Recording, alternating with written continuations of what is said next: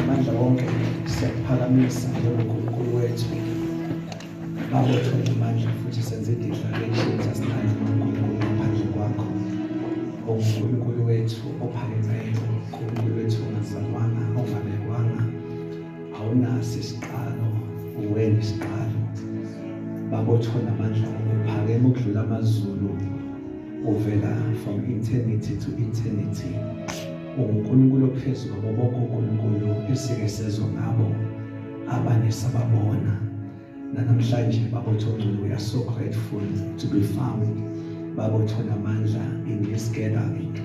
Othele izwi lakho uma sike sahlangana ngegama lakho wathi nawe uzoba phakathi kwethu. Siyabonga Baba uthole amandla wonke ukuthi siphambi kwakho sinawe nalesi sikhathi kule service. And Baba uthule, we know ukuthi uhlangana nawe kukwazi ukushintsha izikhathi zethu esingakafiki kuzo. Thatha ke Nkosi indawo yakho njengoNkulunkulu, in Jesus mighty name, amen. Angithathe lithuba egameni likaJesu namandla wonke ngibingelele in Jesus name, amen. From the executive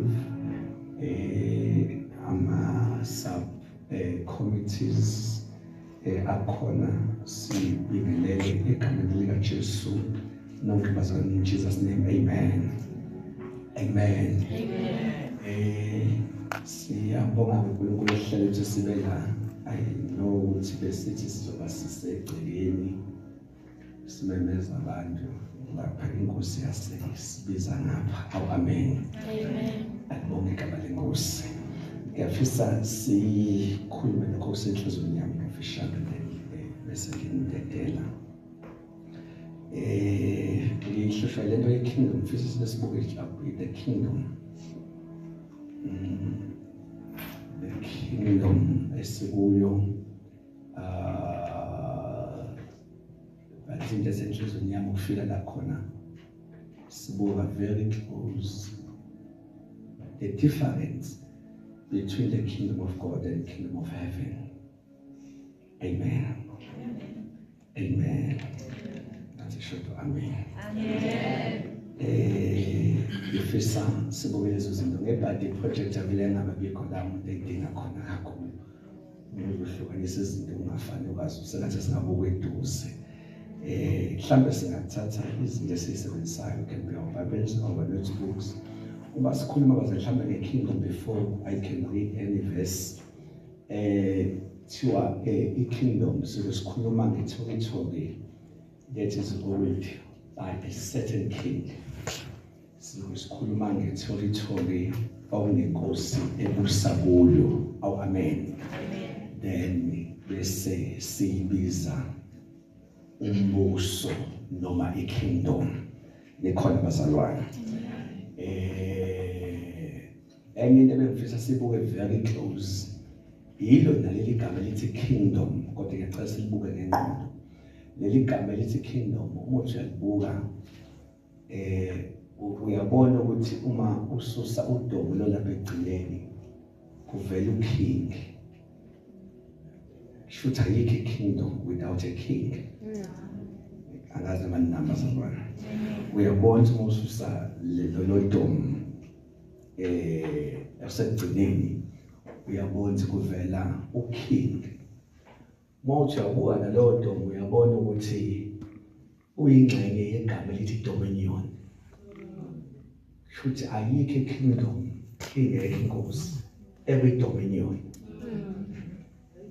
If uthi i-kingdom kodwa engekho inkosi, you are not in the kingdom. Noma ingakhona-ke but uma ungayiphile ilungelo lokuthi ibe kwi-dominion, you are not in the kingdom.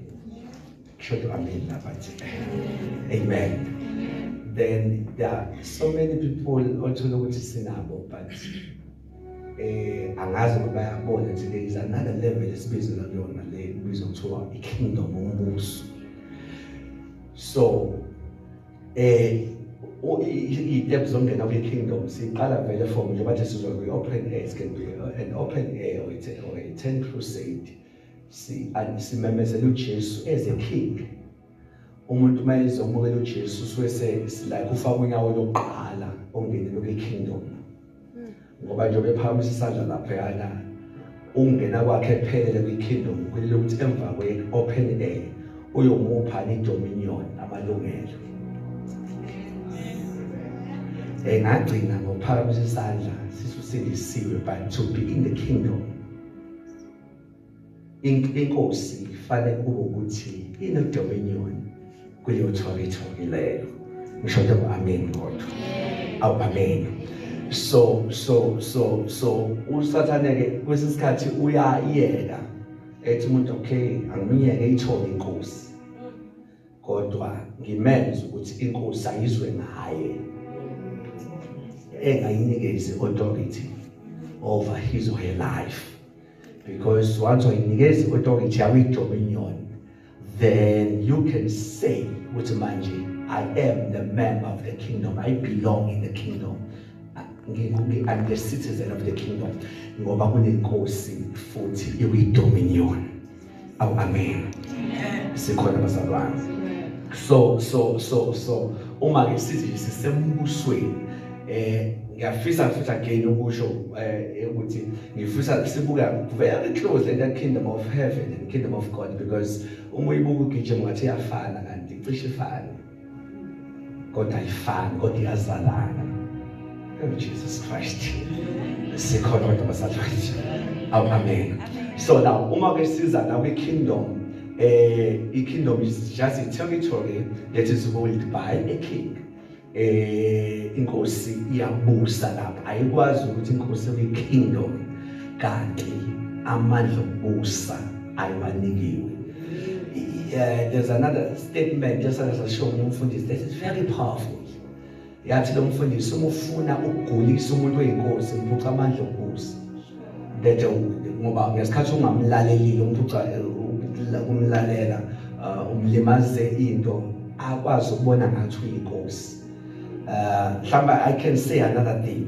There are things ezishiwo ezwini ezinye zizoshiwo umoya othola ukuthi zingama signs inkosi ihamba ichecka ngayo ukuthi ngabe inkosi inklimi ihamba ibuka ngazo ukuthi wanze ngazenza ngoba kusho yena kusho ukuthi ngempela useyinkosi akakwazi ukujabulisa ngibize ngenkosi kodwa engezwe ngemlalelo into nayisho because inkosi akuyinkosi without i-dominion any king kufanele ibe kwi-dominion mase leyo territory kwi-dominion kuyo masithi that is my kingdom, this is my kingdom sikhona abazalwane so thina sinalamagama sizowabuka vele onke kwi-New Testament kwesikhathi wa kingdom of God kwesikhathi wa kingdom of heaven but ngifuna siwabuke very close mase sivala ekutheni yini efika qala kingdom of heaven and kingdom of God amen sikhona abazalwane now ngiyafisa ozongifundela nje engifundela nje and yes I think this is really simple right siyathola this from May to 6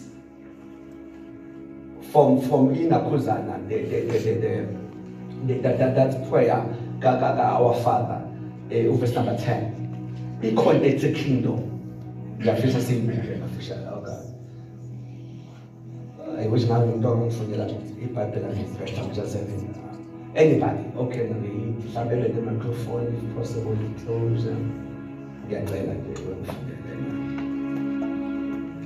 please you can take some notes for the lama verses wa note uwabuke futhi endlini namanye ka similar under this topic here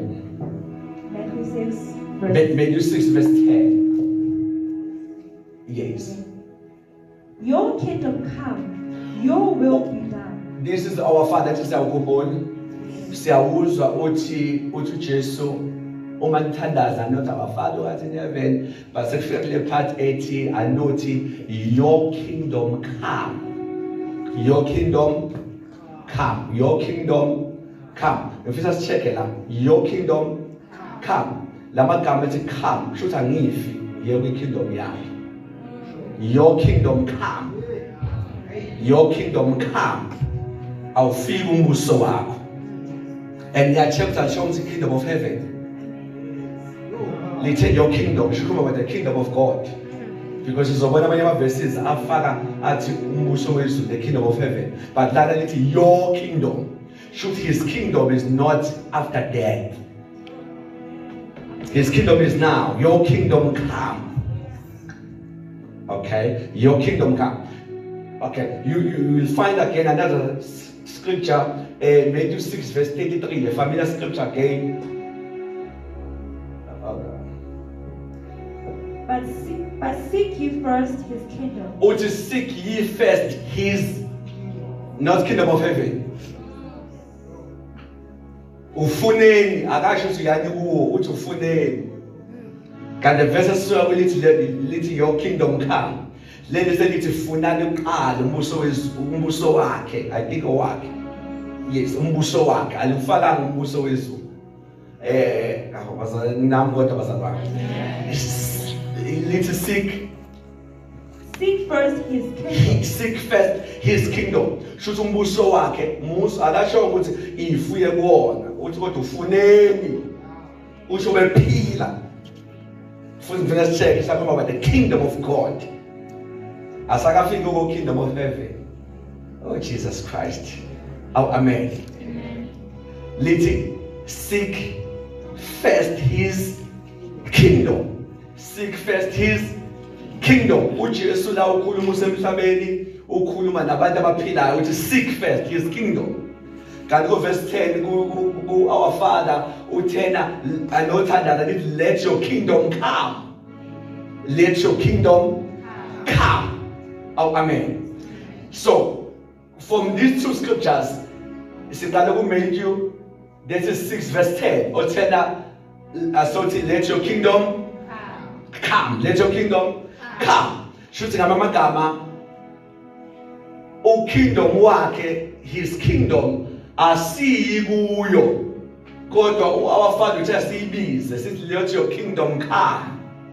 It's like sithi musuku uNkulunkulu ezulwini kuphela ozoba uNkulunkulu nalana. Let your kingdom come. Let your kingdom come. But Matthew 6:33 also seek first his again. We are born with about the kingdom of God. Akukufa in between. God was upila. Let your kingdom come upila. Was upila. Little scripture. Seek first his kingdom. Gama should it say about his kingdom? Or would I see if would sing to his kingdom? Sing to his kingdom is pila. Should to amen. Amen. Oh God. Oh Jesus Christ. Oh amen.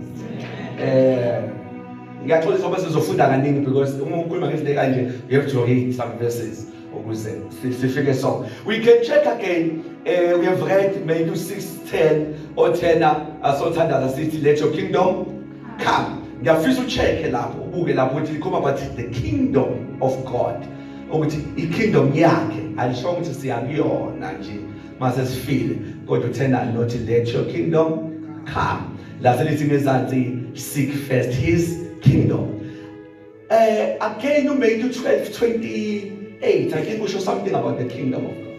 About the kingdom.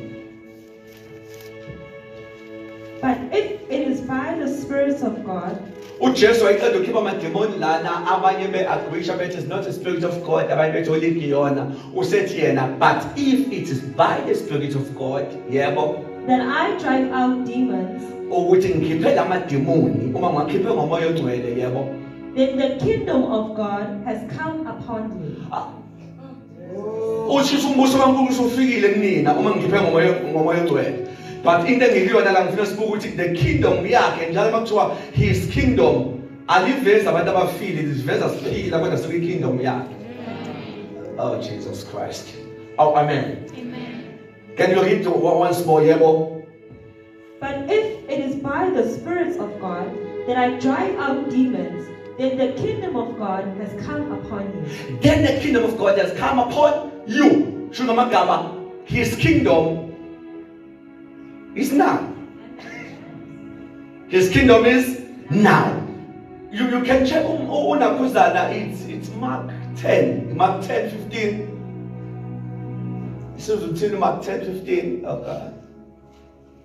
Truly I tell you, anyone who will not receive the kingdom of God, Ukhuluma la uJesu angicabanga ayiphethe abantwana this day. Usethi, truly I tell you, if anyone who will not receive the kingdom of God, akash kingdom of heaven again. And ufaka igama lika receive. Uyobona mase siya ku kingdom of heaven ngifisa amagama ka enter. Ngoba umbuso wezulu siyongena kodwa umbuso wakhe siyawubiza manje. And my conclusion today is that if you are not in his kingdom, you can't expect to be in the kingdom of heaven. With kingdom of heaven, kongena abantu abasuka from his kingdom. His kingdom is now. Okay. Oh, amen. Can you read again this verse? truly I tell you, anyone who will not receive the kingdom of God, like a little child, will never enter it. Enter it again. Oh, amen. Liveza umbuso lifaka igama la his kingdom. Oh, amen. We have read some verses, I think it's from Matthew 6:10. Ability. Manthandaza nothi, let your kingdom come. Sasuka saya ku Matthew 6:33. Athi seek first his kingdom. Sikhona bazalwane. Sada phekhipha khona amademoni ethi uma ungakhipha ngomoya ongcwele shoot his kingdom has come. So nanti into bazalwane ngifuna ukuthi sifike kuyona. Uyokuthi kunabantu othi bayiphila noma kanjani abekho in his kingdom but yet ba expect ukungena kumbusweni wezulu mabebe.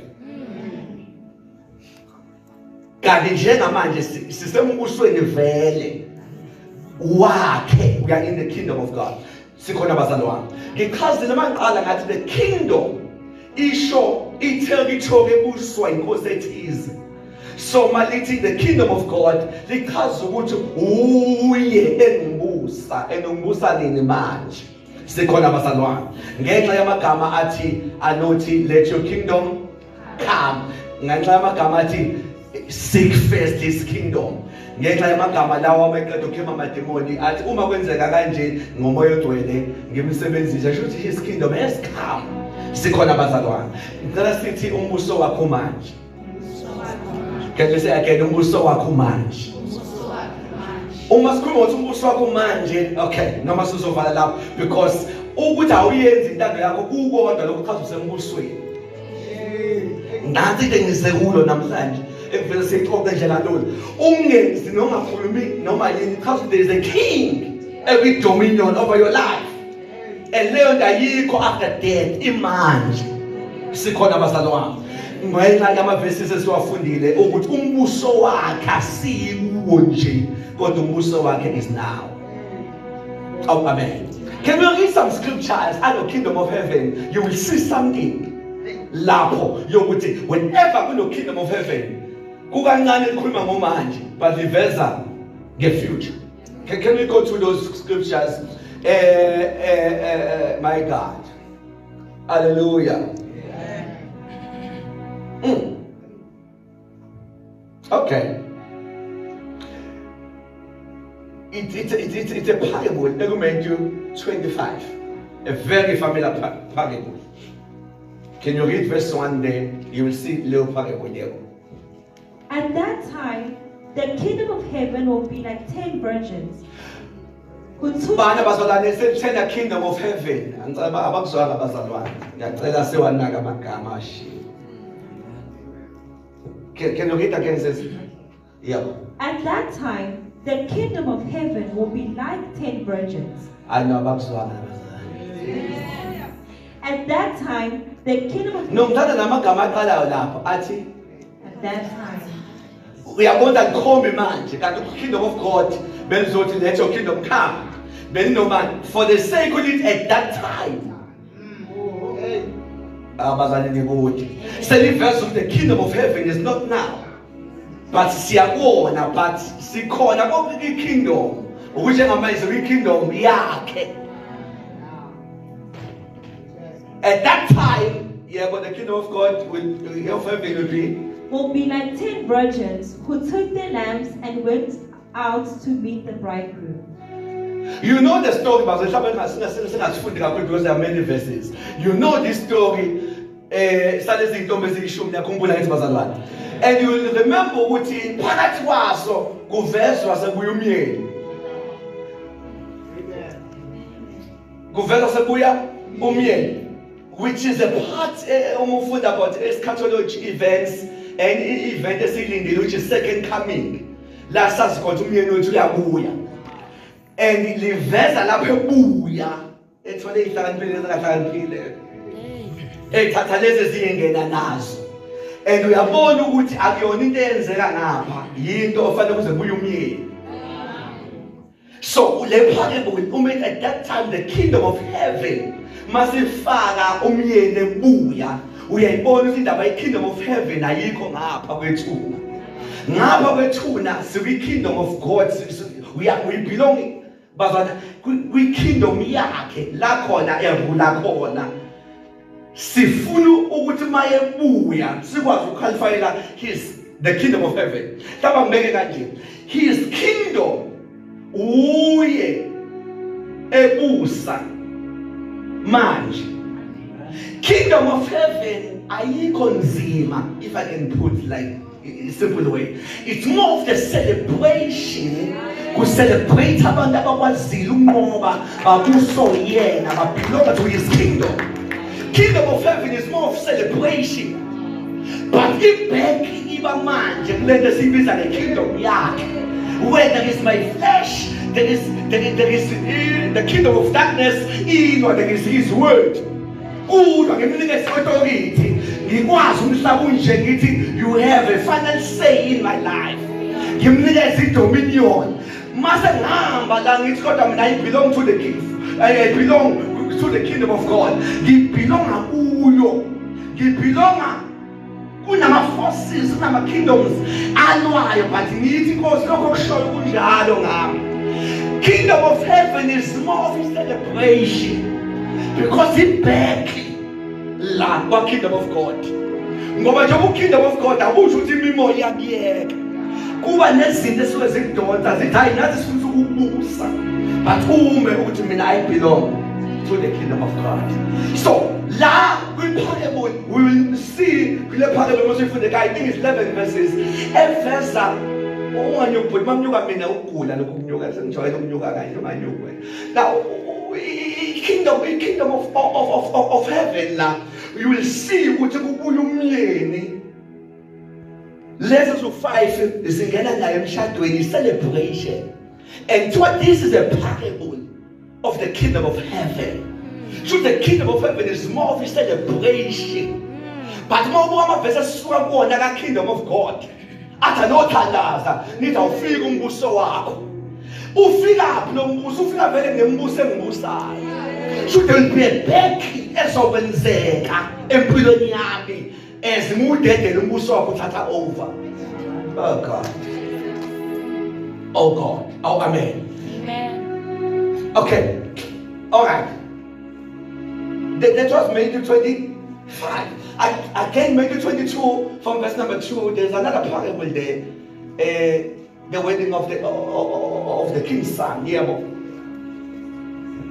You can maybe read just only verse 2, chapter 22. But please read the whole passage at home, please. Yeah. The kingdom of heaven is like again, church. Angifuni sifunde sengathi siyagijima. Ngifuna unote ukuthi khuluma ngamuphi umbuzo. Thiwa the kingdom of heaven is like a king who prepared a wedding banquet for his son. Mana bazali, lana lithi imbuso wezulu unjengani njengenkosi elungiselele yabona inkasezayo. Kingdom of heaven too is like inkosi elungiselele indodana yomshado. Siyakuyona kingdom of heaven.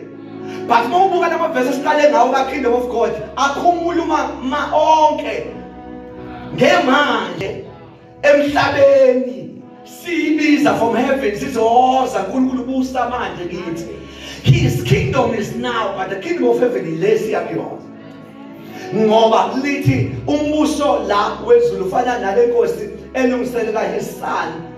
For the sake of the verse ifaka igama lika prepare. Awukwazi ukulungisa into emanje. Uma ulungisa nje into shuthi yesikhathi esilandelayo. Uma ulungisa into shuthi isikhathi esinjani esisuke silandela. So again we see with the kingdom of heaven, it's not now, God is ahead of us. Siyakuyo, yebo. Oh, amen. You can read again chapter 19 verse 23. Yenu meyithi yebo.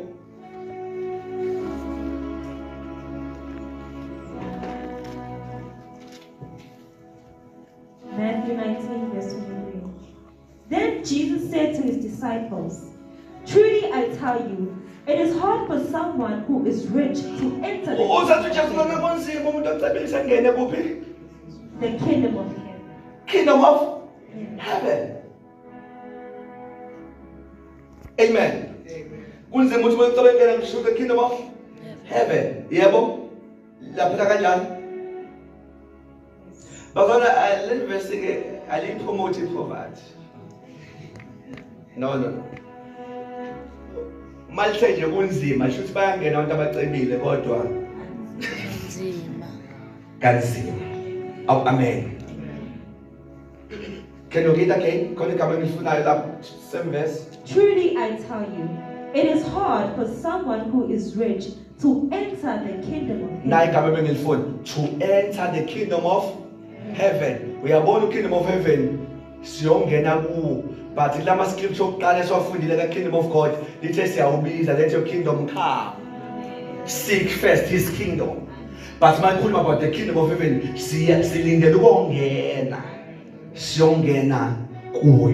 there's another familiar verse, Matthew 7 verse 21. He shows something again about the kingdom of heaven. Not everyone who says to me, "Lord, Lord," will enter the kingdom of heaven.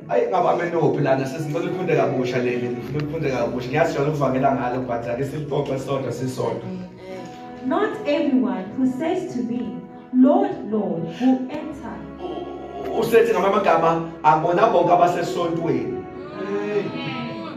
Because akushiwo vele ngaphandle ukuthi Lord Lord vele into yasesicawini leyo.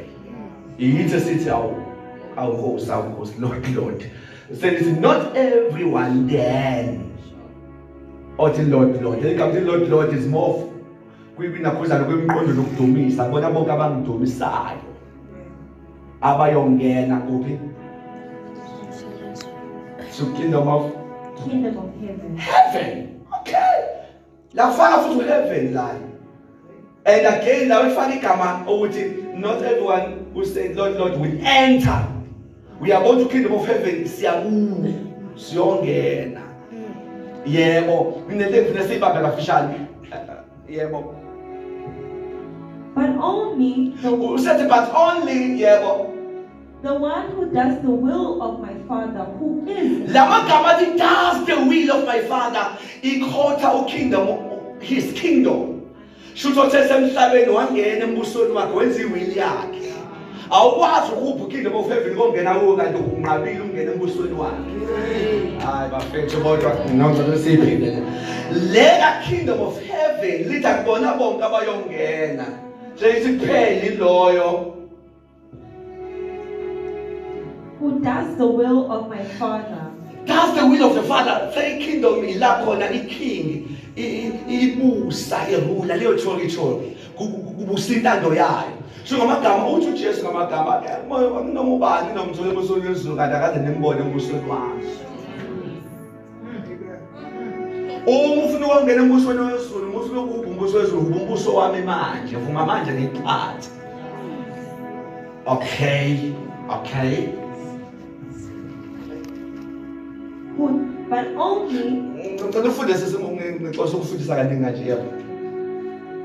But only the one who does the will of my Father who is in heaven.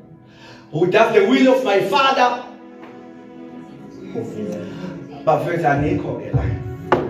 Uba kwami usezulwini, lawo basemhlabeni kodwa benza intando yakhe kodwa ubaba akekho la. Akekho la in person, uba usezulwini kodwa benza intando yakhe belabona. Kodwa yena usezulwini. So amagama ngeke imintando beyiqala babefika ezulwini. They do his will, the will of my Father in heaven. Bona bayenza lapha on earth. Kodwa ubaba esezulwini beyenze manje. Yo. Then so lapho you will enter the kingdom of heaven. Besuka from his will, from his kingdom, bengene the kingdom of heaven. Okay. Ngiyakhathele ngiyaqola isifunda futhi. No, just funda nje funda. Many will say to me, Ngifuna ke part le ukuthi usethi Jesu many will say, shikho bazothi hawu Nkosi usichitha kanjani the kingdom of heaven. Ngifuna ukusibuke leyo part le because kunabantu vele umuntu uyashumayela ukuthi ngenwa kanjani ebusweni lwezulu mase bethi ukujaja. I think safanele khona sisilungise isingisi nokufunda ukuthi awukwazi umuntu iqiniso ethi uyangijaja. Kanti iqiniso, kanti ukujaja. Ngoba ukujaja ulahla umuntu, but ukutshela ishintsha lendlela yalimaza akhona ukujaja iqiniso lelo. Lokuthi ngoba ngiyakuthanda phenduka. Then usathane was made abantu bamanje befamba lesamazwi. Umoje hayi wathi isona ibo shisona uyezo angijaja. Ukujaja ukuthi hamba uyofa manje, hamba uyofa, that is judgment. Ngijajile. Awukwazi ukugweba umuntu kodwa futhi engaboshwa ukuthi umgwemile. I-judgment ihamba nesigwebo. Lana ngikhuluma amaqiniso nje. Bazalwane kodwa. Ngifuna le agreement encane ezokwenziwa yilaba ke awuthi wabengangeni yebo. Ngasimuzwe yebo. Lord, Lord. Ube sibaloyo? Verse 22. Bazoqhubeka futhi bethi Lord nangale ngoba kade kade bejwayele bethi Lord futhi bayazazi into zasembusweni ukuthi phebe bengafuni embuse kodwa bayawazi amatema asembusweni ungadidwa amagama wazi impela ukuthi awu Lord abambambanisi bembiza Lord yebo. Did we not prophesy?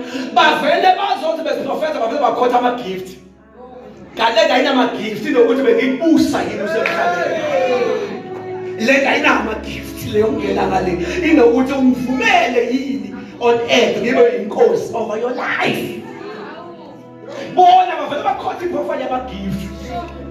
We have prophesied In your name and but we were using your name. and in your name drive out demons. Yebo. And in your name perform many miracles. Some perform miracles in your name. Then I will tell them plainly, I never knew you. But I don't know you. I never knew you. Should even while you were doing that, who are doing my will. So now bakijima ba kingdom of heaven ngoba bethemba ama gifts. Bakijima ba kingdom of heaven ngoba bethemba ukuthi igama besisebenzisa amademoni ephuma. Kanti amademoni bephuma esaba the name not there. Esaba the name not there. And myself I did not Never knew you. never knew you. This is a big statement. Umuntu ozangwazi. Because because there are many people in the kingdom of God that are busy but I don't know in this kingdom. I didn't get the reporting up over the Muslim project. I didn't reporting up about my gift now. I'm about gifts about nama gift akhona newazi nama gift lana kube khona leze nje inkosi ngibuse ezentando ngapho uthi lezana angazi shoot you and gift ayikwenza ube visible to him. You can be visible in the church in the services but not to him. But he will kwenza ube visible noma ungekho gifted. Angiyoni gift okwenza uvele but ukwenza intando ukwenza uvele because ngithele eqaleni uma inkosi ufuna ukuyikhubaza ngivele ungayilaleli because uma inkosi uyilalelile iyabuza ubukhosi bayo. So la is like uzothi angibaza abangisebenzelayo ngaze ngibabusayo Let me repeat my statement. Ngazi engibabusayo not abangisebenzelayo. Should even if you want to work for me, God, I pursue first my will before umsebenzele. Okay? Because umsebenzela khanda umqhele, kodwa intando iyona yokufaka ezweni lemqhele. Akusiza uba nomqhele kanti ngekungena ezweni lemqhele. Because asingeni ukuthi umqhele nawo yini, ungena ngokuthi uyaqualify ngokwentando. Esingishumayela lana ngithi umqhele wami, this is the gift engisebenzisayo, but angiyungena ngoba nginomqhele.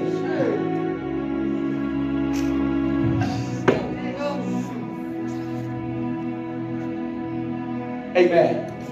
Okay. Siphelile. Okay. Mhlawumbe because into lokho ngathi makela no guys kodwa wathi are you still okay? Okay.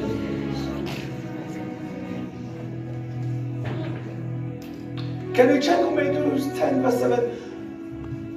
Oh, Chair, executive. Yes, ngiyafisa le ngoba ngikhuluma kanje engathi ngaphinde ingene in the setting ye Bible study. Shares parts because it's one of the things ezibalulekile kakhulu in our kingdom. I'm checking Matthew 10 verse 7. As you go, proclaim this message. Lana babehamba beshumayela. You will remember Matthew 10 from verse 1 that they were given authority.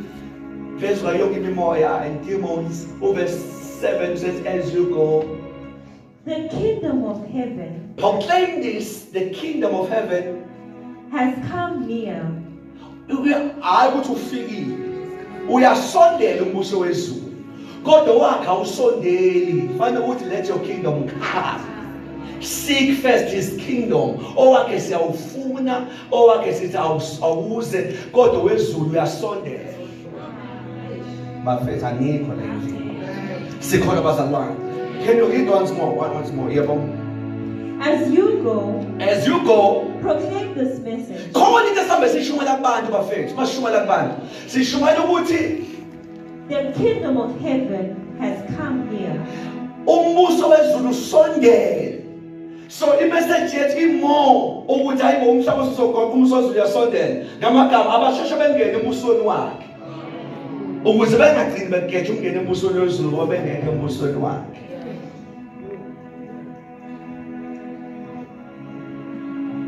Amen. If you don't read one more time since the first two verses that we've read from Matthew 6, just on verse 10 and 33. As I'm about to close, if I don't read those verses,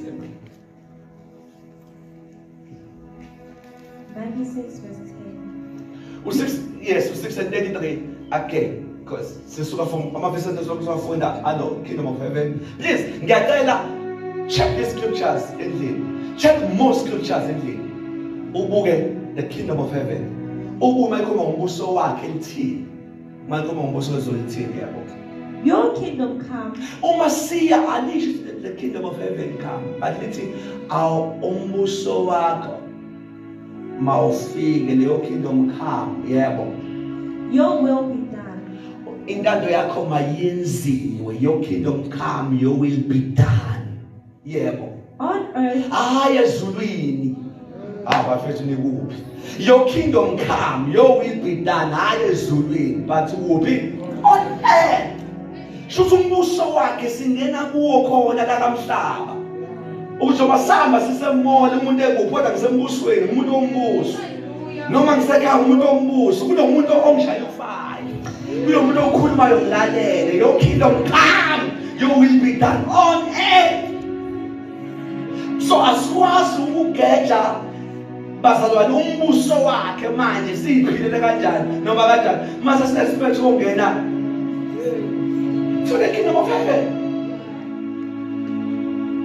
Your kingdom come, your will be done. Ngifuna ngene nje this thing engizoyikhuluma namhlanje ukuthi i-kingdom ngathi kingdom as I'm about to close. I-kingdom sikhuluma nge-territory that is ruled by a king. So thina siyiproperty yaleyo nkosi leyo. La i-territory thina siyindawo yakhe. Sinomuntu osibusayo. Bafethu sinomuntu osibusayo. Kunomuntu okekhuluma kabi ufisa ukumphendula ngenhlamba uyizwe inkosi ithi no. Tshela ukuthi uyathithiza ungamphendula kanti akazi nenkosi. Because into engakuthi ube umKristu ozophila noma kanjani mase usibaka nami ngisembusweni futhi mangiva yembusweni wezulu. Fana uzwe, let me say this statement myself. Fana everyday ngizizwe izandla nemingcele yombuso kaNkulunkulu ngiphila. Ngizwe angiyenzi into engifisa ngisembusweni. We have to feel our boundaries. Uyizwe ukuthi ngiphila. Anti authority yomuntu othile.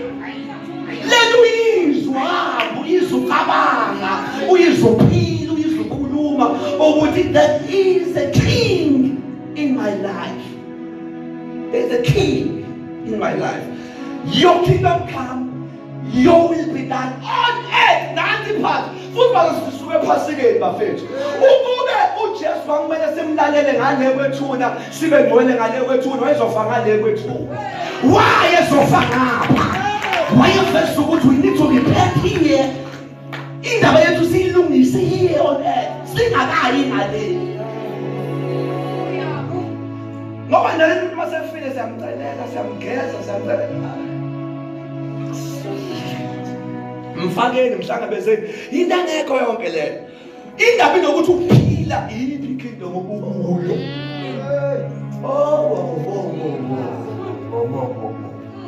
Oh God. Oh Jesus Christ. Just a minute. You can read Daniel 12 verse 2.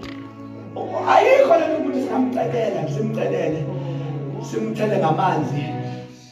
Ngizwile nje uphophe hambile soba busy abahlangene bamthandazela. Bamcelela. Ngiyabona. Ayikacelela.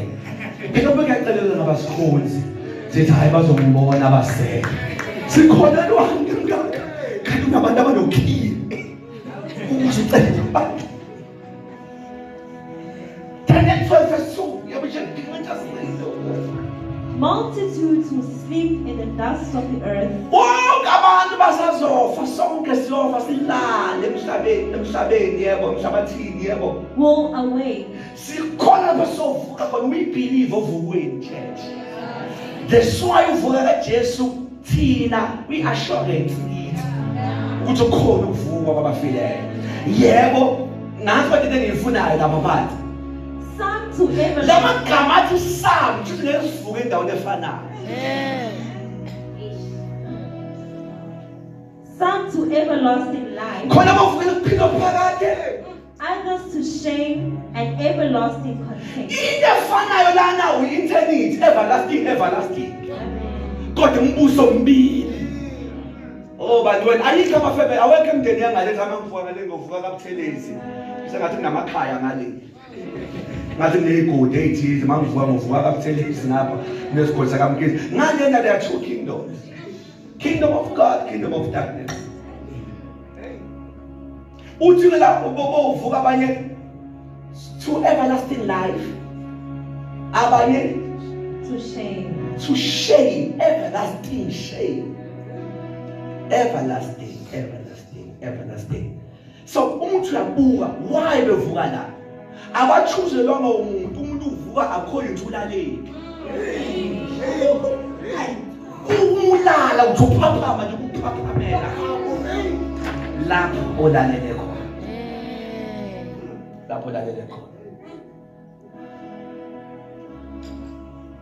Some will speak, some of them Bible study. It is enough to remember with Bible study.